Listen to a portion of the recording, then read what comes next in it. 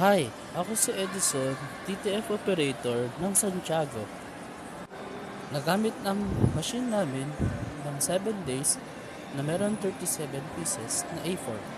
Ito ang cupping, printer head, ito naman ang head clean namin.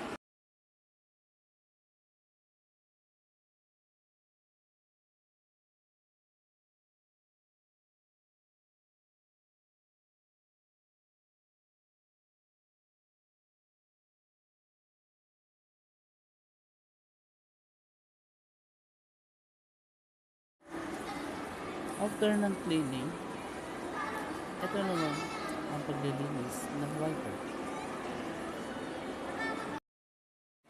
Nozzle print, tama lang ang level ng ink. Tank waste na nalinis ng Sunday. Ito ang ABR, ground wire. Ito naman ang new supply, unused supply, na tama lang ang stock. Ito naman ang daily checklist ng machine. Ito naman ang cyan ink na gamit. Magenta, white ink, yellow, black, resin powder, DTF pin,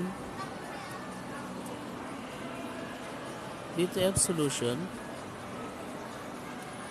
and Koya DTF solution. Ito naman ang aming nagamit the whole week.